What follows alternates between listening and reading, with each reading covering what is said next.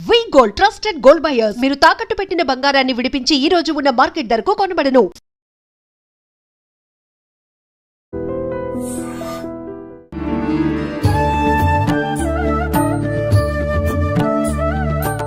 నమస్కారం, welcome to I dream. ధర్మ మార్గం విత్ విజిత కార్యక్రమానికి స్వాగతం. ప్రస్తుతం మనతో పాటు ఉన్నారు సమన్వయ సరస్వతి వాగ్దేవి పుత్రులు బ్రహ్మశ్రీ సామవేదం షణ్ముఖ శర్మ గురువుగారు. ఇప్పుడు గురుగారితో మాట్లాడి మరిన్ని విషయాలు తెలుసుకుందాం. మనకున్న సందేహాలన్నింటినీ కూడా నివృత్తి చేసుకునే ప్రయత్నం చేద్దాం. నమస్కారం గురుగారు. నమస్కారం అమ్మా. గురుగారు, మీరు చెప్పారు అంటే మానవ రూపంలో వచ్చిన దేవుడు మనందరికీ ఒక మార్గదర్శకంగా ఉండడానికి, మార్గంలో నడిపించడానికి. అంటే ఆయన దేవుడు అయినప్పటికీ ఆ అవతారం మానవుడిగా ఉన్నారు కాబట్టి మానవ రూపాన్ని మనం దేవుడిగా కొలవటం అనేది కరెక్టేనా? రాముడు మానవ రూపం ధరించాడు కానీ ఆయన సాక్షాత్ నారాయణుడు కదా. ఆయన దివ్యమంగళ విగ్రహంగానే ఉన్నాడు రాముడు. అప్పుడు రామాయణ కాలంలో హనుమంతుడు రాముని రూపాన్ని వర్ణిస్తాడు. అంటే యునీక్. రాముడు లాంటి వాడు ఆ కాలంలో మరొకడు లేడు. అంతే. అందుకే షణ్ణవత్యంగుళీ దేహ యప్పుమాన్ సదివోక సహా అని మనకు సాముద్రిక శాస్త్రం మాట చెప్తాను. అంటే 96 అంగుళాలు ఉంటాడు రాముడు. అంటే 8 అడుగులు. అలాంటి స్వరూపం. పైగా ఆయన శరీర లక్షణమంతా, సాముద్రిక లక్షణమంతా హనుమంతుడు చెప్తాడు. సమసమవిభక్తాంగా, రెండేసి అవయవాలు సమంగా ఉంటాయని చెప్పుతూ నుదురు ఎంత వెడల్పు ఉంది, ఎలా ఉంది, ఈ లక్షణాలన్నీ వర్ణిస్తాడు. ఈ లక్షణాలు రాముడికి మాత్రం ఉన్నాయి, అందరికీ ఉన్నట్లయితే ప్రత్యేకించి వర్ణించనక్కర్లేదు కదా. ఈ లక్షణాలన్నీ మనం లెక్క కట్టి చూస్తే అది ఒక అద్భుతమైన పరమపురుషుడికి ఉంటాయి. అలాంటి వారు అందరూ ఉండరు. అందుకే అది అవతారమూర్తి యొక్క లక్షణం అది. అందుకే రాముడిని అప్రాకృత దివ్యమంగళ విగ్రహ అంటారు. రాముడి కానీ కృష్ణుడు కానీ ఇద్దరిని. అంటే చూడ్డానికి మానవ రూపంలో కనబడుతున్నా వాళ్ళ దివ్యమంగళ విగ్రహం వారిది. అందుకే దేవతలు కూడా ధ్యానించే మూర్తి. దేవతలు మనుషుల్ని ధ్యానించరు, ఎందుకంటే మనుషుల శరీరాలే రక్తమాంసాదులతో కూడి ఉంటాయి. వాళ్ళు వీటి వైపు రారు. కానీ వాళ్ళు కూడా ధ్యానించారంటే అలా కనబడుతున్నటువంటి ఒక అద్భుతమైన స్వరూపం ఆయన. అందుకే అవతార కాలంలో మానవుడైన, మనం పూజించే కాలంలో భగవంతుడైన. గురుగారు, సీతారాముల్ని ఆదర్శంగా తీసుకోవాలి దంపతులు అందరూ కూడా అని చెప్పంటారు.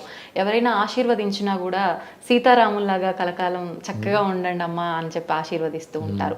అసలు అంటే కొంతమంది అంటూ ఉంటారు, మూర్ఖంగా మాట్లాడే వాళ్ళని చెప్పొచ్చు, ఏ రకంగా వాళ్ళిద్దరిని ఆదర్శంగా తీసుకోవాలి. భార్యాభర్తలు అని అంటే ఒకరికొకరు చేదోడు వాదోడుగా ప్రతి ఒక్క దాంట్లో కూడా సలహాలు ఇచ్చే విషయం కానీ, ప్రతి ఒక్క విషయంలో సహాయం చేసే విషయం కానీ ఒకరికొకరు తోడుగా ఉండాలి. కానీ అంటే వీళ్ళని చూసినంత వరకు పెళ్ళి అయినా తదనంతరం అరణ్యానికి, వనవాసానికి అని చెప్పి వెళ్ళటం, అంటే సీతాదేవి తన ఇష్ట ప్రకారంగా తన భర్తతో వెళ్ళినప్పటికీ అది చాలా కష్టకాలము. తర్వాత అక్కడికి వెళ్ళినా వాళ్ళు కలిసి ఉన్నారా అని అంటే లేదు, అక్కడ కూడా ఎడబాటు. మళ్ళీ అదంతా అయిపోయి వచ్చిన తర్వాత మానవ రూపంలో ఉన్న దేవుడే సీతాదేవి తప్పు చేసిందా లేదా తెలుసు తనకి, అయినా కూడా అగ్ని పరీక్ష పెట్టడము, ఇవన్నీ కూడా ఆయన చేశారు. మరి వీళ్ళిద్దరిని ఎలా ఆదర్శంగా తీసుకోవాలి అని చెప్పి ఏం చెప్తారండి? ప్రశ్న బాగుందమ్మా. ఇక్కడ మనం సీతారాముల అన్యోన్యత అనేది చాలా ముఖ్యమైనటువంటి భావం. వారిద్దరూ వివాహం తర్వాత బహుకాలం కలిసి ఉన్నారు. విజహార బహునృతున్నని కూడా వాల్మీకి రచించాడు. చాలా కాలం కలిసి ఉన్నారు. ఇక వనవాసానికి వెళ్ళినప్పుడు రాముడు సీతమ్మని రమ్మని చెప్పలేదు, సీతమ్మే వస్తానంది.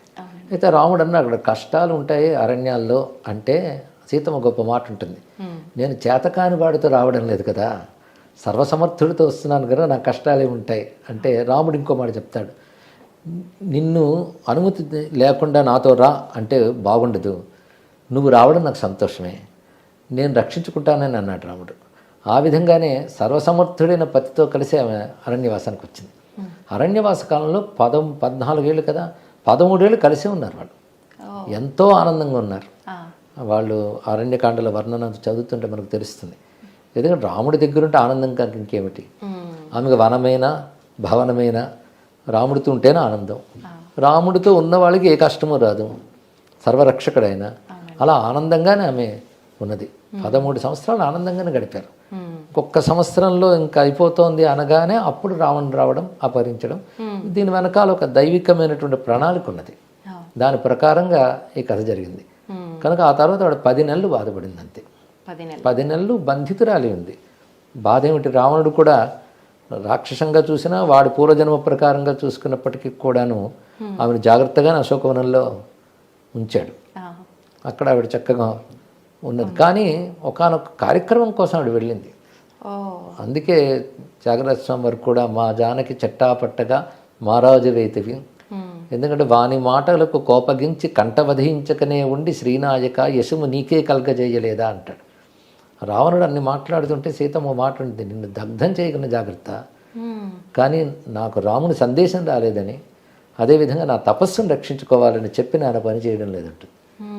సీతమ్మ ధైర్యంగా మాట్లాడుతుంది, రావణుడే భయపడతాడు. ఎందుకంటే ధర్మం ధైర్యాన్ని ఇస్తుంది. సీతమ్మ వెనకాల ఉన్నది ఆ ధర్మం, అది ధైర్యాన్ని ఇచ్చింది. రెండవది రామస్మరణ చేస్తూ ఒక తపస్సులా తీసుకున్నది, అలా ఉన్నది. అది దుష్ట సంహారం కోసం ఒక ప్రణాళికలో భాగంగానే వెళ్ళింది ఆ తల్లి. అందుకే 1 సంవత్సర కాలం అది. తర్వాత రామునితోనే ఉన్నది. అయితే ఇక అగ్ని పరీక్ష అంటారే, అది అగ్ని పరీక్ష కాదు, అగ్నికి పరీక్ష అని చెప్పచ్చు. ఉదాహరణకు అక్కడ రామచంద్రమూర్తి ఆమెను అగ్ని పరీక్ష చెయ్యమనడు. అది ముఖ్యంగా రామాయణం చూస్తే మనకు తెలుస్తుంది. ఆ సమయంలో సీతమ్మ వచ్చినప్పుడు అందరూ దూరం వెళ్ళిపోతారు. రాముడు అంటాడు ఎవ్వరూ దూరం వెళ్ళదు, అక్కడే ఉండండి అంట. అంటే ఇప్పుడు మా ఇద్దరి మధ్య జరిగే సంభాషణ మీ అందరికీ తెలియాలి అనే ఉద్దేశంతో చెప్తాడు. చెప్పినప్పుడు ఒక మాట అంటాడు సీతమ్మతో, నేత్రరోగికి దీపం వలె నువ్వు ప్రతికూలురాలివి అన్నాడు. ఎందుకంటే ఇన్నాళ్ళు అసురుని యొక్క చర్యలో ఉన్నటువంటి దానవు నువ్వు వచ్చేవంటే ఇది లోకాపవాద భీతి అని ఉంటుంది. సత్పురుషులకు అది ఒకటి ఉంటుంది, లోకంలో అపవాదం రాకుండా జాగ్రత్త పడాలి. పైగా ఆ మాట ఎంత చక్కగా అంటే నేత్రరోగికి దీపం వలె అన్నాడు. దీపంలో ఏం దోషం లేదు, చూసే కంటిలో దోషం, కనుక నీలో ఏ దోషం లేదు. కానీ పాలకుడైనటువంటి వాడు ప్రజలకి వ్యక్తిగత జీవితాన్ని కూడా ఆదర్శంగా చూపించాలి అనేటటువంటి ఒక న్యాయం ఉన్న రోజులు ఇవి.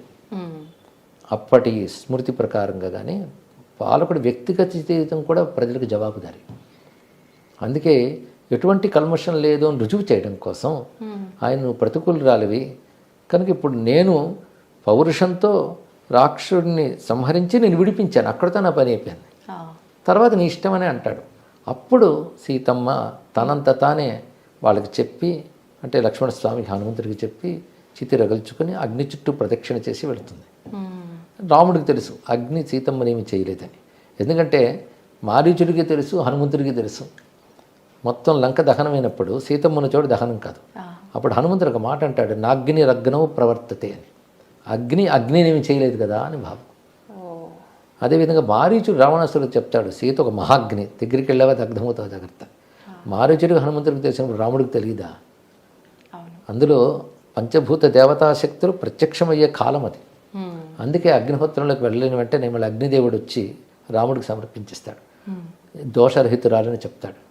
అప్పుడు రాముడు ఒక మాట అంటాడు, నాకు ఆ విషయం తెలుసు, కానీ లోకానికి అది రుజువు చేసి నేను అయోధ్యకి వెళ్ళాలి కనుక పని చేశానని చెప్తాడు. అక్కడ ఒక మాట అంటాడు రాముడు, అనన్యాహి మయా సీత భాస్కరేణ ప్రభాయత. సూర్యుడికి కాంతి ఎలాగో నాకు సీత అలాగా అన్నాడు. అన్యోన్య దాంపత్యం గురించి ఇంతకంటే గొప్ప మాట ప్రపంచ వాంగ్మయంలో లేదమ్మా. చిత్రం ఏంటంటే రాముడు లేనప్పుడు సీతమ్మ కూడా అదే మాట లంకలో చెప్తుంది, అనన్యా రాఘవేణాహం భాస్కరేణ ప్రభాయత, అదే మాట చెప్పింది. అంటే భార్యాభర్తలు అంటే ఇదే, ఇద్దరు ఒకేలా ఆలోచిస్తారు, ఒకేలా చింతన చేస్తారు. కనుక రాముడు సీతమ్మ చింతన, సీతమ్మ రామచింతనలోనే ఉన్నారు. వాళ్ళ అన్యోన్యం అనేది వాళ్ళ దగ్గరే సరిపోతుంది. పైగా భార్యాభర్తల దాంపత్యం ఎంత చక్కగా ఉండాలనేటువంటి రామాయణం చదివితే సీతమ్మ మాట తీరు, రాముడి మాట తీరులు ఎంత స్నేహంగా ఉంటాడో భర్త, అంతేగాని తాను ఆధిక్యం వహించడం అని కనబడదు. ఉదాహరణకి రాముడితో ఒక మాట ఉంటుంది, చనువు కొద్దీ చెప్తున్నాను, నువ్వు ధనుర్బాణంలో పట్టుకుని తిరుగుతున్నావు, నువ్వు వనవాసానికి వచ్చావు, కొచ్చవనం కొచ్చ క్షాత్రం, నువ్వు రాజుగా ఉన్నప్పుడు పట్టుకు తిరుగు, వనవాసానికి వచ్చి నువ్వు ఇవన్నీ పట్టుకు తిరగడం ఏంటి నువ్వు అంటే, రాముడు ఎంత మృదువుగా చెప్తాడంటే, నీకు తెలియదు నువ్వు నోర్మి అనకుండా, నీకు నా మీద అభిమానం ఉంది కనుకనే నాకు చెప్పు, ప్రేమ లేని వాళ్ళకి చెప్తారా చెప్పు, నువ్వు ప్రేమతో చెప్పావు కనుక నీకు సమాధానం చెప్తున్నాను విను, నేను వనవాసానికి వచ్చాను కానీ క్షాత్రాన్ని విడిచిపెట్టలేదు, నేను ఇతరులకు ఆపద కలగకుండా చూసుకోవడం క్షాత్రం నా బాధ్యత, అది అందుకే దీన్ని పట్టుకున్నాను అని చక్కగా సమాధానం చెప్తాడు. అలా భార్యాభర్త ఎలా మాట్లాడుకోవాలో కూడా కనబడుతుంది. ఎక్కడ కూడా కటువుగా రాముడు ఒక్క మాట అంటాడు. తర్వాత అయోధ్యకు వచ్చాక చాలా కాలం వాళ్ళు కలిసే ఉన్నారు. తర్వాత లోకాపవాదం ఏర్పడింది, తరాలు మారి లోకాపవాదం ఒకటి ఏర్పడింది. అది ఒక వ్యక్తి చెప్పింది కాదు, లోకంలో అందరూ అనుకుంటున్నారని మంత్రులు వచ్చి రాముడితో సమావేశంలో తెలియజేస్తారు. అప్పుడు ఉన్న ధర్మ ప్రకారంగా ఏంటంటే ఒక అపనిందగానే ఉంటే దాన్ని దూరం పెట్టాలి కొంతకాలం, మళ్ళీ సత్యం రుజువయ్యే వరకు. అదొక నియమం, దానికి కట్టుబడ్డాడు. కానీ నువ్వు వెళ్ళిపో, అడవిలో వదిలే ఇలా అనకలేదు ఆయన. ఎందుకంటే ఈ సమావేశం ముందు రాత్రి వేళ సీతమ్మతో మాట అంటాడు, గర్భవతి నువ్వు, నీకు ఏది ఇష్టమో అది చేస్తాను చెప్పు అంటాడు. నాకు మన వనవాస కాలంలో మునుల ఆశ్రమాలన్నీ తిరిగినవి చాలా గుర్తున్నాయి, చాలా ఆనందంగా ఉంటాయి. నాకు వాల్మీకి మహర్షి వాళ్ళ ఆశ్రమాలు చూశాను, ఆ ఆశ్రమాలకు వెళ్ళాలనుంది అని చెప్తుందమ్మ. అదైన వెంటనే ఈ సమావేశం ఏర్పడుతుంది. ఆ మరుసటి రోజు ఉదయం లక్ష్మణస్వామిని పిలిచి, ఆమె ఇలా వాల్మీకి ఆశ్రమం అవి వెళ్ళాలని అనుకున్నది కాబట్టి నువ్వు వనం దగ్గర విడిచిపెట్టిరా అంటాడు. విడిచిపెట్టిరా అన్న మాట, విడిచిపెట్టిరా అన్నాడు అంటే ఆమెకు చెప్పలేదు ఈ మాట, ఇతని ద్వారానే చేయించాడు. కానీ అందులో ఒక అనుమాన వాక్యం కానీ ధిక్కార వాక్యం కానీ రెండూ లేవు. దాని ప్రకారం లక్ష్మణస్వామి వాల్మీకి ఆశ్రమంలో విడిచిపెడతాడు. కానీ ఈ విధంగా అపవాదుకు భీతి చెందే ఇలా చేశాడన్న విషయాన్ని కూడా లక్ష్మణుడు తెలియజేస్తాడు. సీతమ్మకి ఈ ధర్మం తెలుసు, రాజధర్మం. ఎందుకంటే రెండు ధర్మాలు ఘర్షించినప్పుడు ఏ ధర్మం నిలుపుకోవాలి, భర్తృధర్మం రాజధర్మం. రాజధర్మం ప్రకారంగా ప్రజాభిప్రాయానికి విలువనివ్వాలి, మళ్ళీ దోషరహితాన్ని రుజువయ్యే వరకు దానికి తగ్గట్టుగా దూరం పెట్టాలి, అది ముందు. అది రాజధర్మం. భార్యను విడిచిపెడితే భర్తృధర్మం దెబ్బతింటుంది. రెండు ధర్మాలు ఘర్షించినప్పుడు దాన్ని ఎలా సంయమనం చేయాలో రాముడికి మాత్రమే తెలుసు. అందుకే ఇంత చక్కగా చేశాడు. ఆ సమయంలో రాముడు దుఃఖంతోనే ఉన్నాడు. తర్వాత యజ్ఞాలు చేశాడు ఎన్నో. ప్రతి యజ్ఞంలో స్వర్ణ సీతని పెట్టుకున్నాడే తప్ప సీత త్యాగం చేయలేదుగా. సీతమ్మ పట్ల భార్యాభావం ఉంది, ఆమెకి భర్తృభావం ఉంది. అందుకని వాళ్ళిద్దరు వేరు కాలేదనే చెప్పాలి, భౌతికంగా వేరైనా. వాళ్ళిద్దరి యొక్క అనుబంధం అలాంటిది. కనుక ఒకనొక కష్టకాలం వచ్చినప్పటికీ కూడా వారు విడిపోకుండా స్థైర్యంగా నిలబడి అనుబంధాన్ని కాపాడుకున్నారు. కనుకనే వాళ్ళ అన్యోన్య దాంపత్యం అంటారు. ఒక చిన్న ప్రతికూలం వస్తే చాలు విడిపోయే తొందరపాటుతనం బాగా కనబడుతుంది. కానీ కాలంలో ఒక ప్రతికూలత వచ్చినప్పటికీ అనుబంధాన్ని కాపాడుకోవాలి. అంతేగాని సీతమ్మ రాముడు విడిచిపెట్టలేదు, సీతమ్మ భార్యాభావం అలాగే కాపాడుకున్నాడు.